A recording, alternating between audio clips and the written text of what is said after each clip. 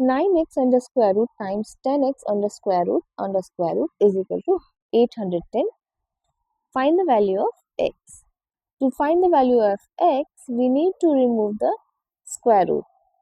So let's first remove the square root. For that, we square both the sides. So squaring both the sides. Why do we square both the sides? Because square root means a is raised to the power of 1 upon 2. When we square it, the exponent is multiplied with 2 and then it cancels the exponent of 1 upon 2 and it becomes a. So it is 9x times 10x under square root whole square is equal to 810 square. Now this square removes the square root. So it is 9x times 10x under square root is equal to 810 whole square. Again, to remove this square root, let's square both the sides. So squaring both the sides, 9x times square root of 10x whole square is equal to 810 whole square. Then again raised to the power of 2. Now we know when a times b whole raised to the power m, it is equal to a raised to the power m times b raised to the power m. Therefore, this square is on 9x and as well as on square root of 10x. So 9x square times square root of 10x square is equal to 810 whole raised to the power 4, or 9x square will be 81x square.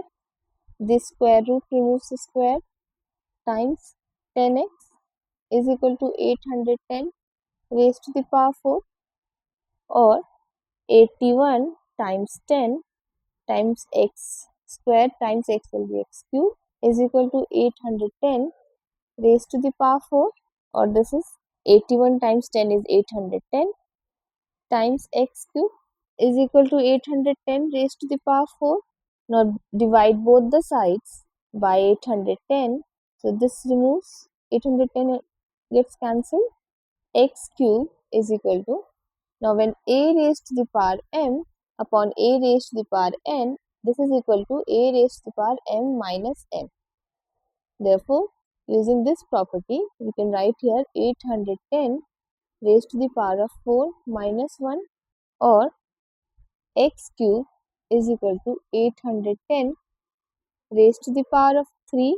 Now, if we cube root both the sides, this will remove the cube. So, x is equal to 810. This is the value of x. We can verify this answer. So, x is 810. Let's verify it.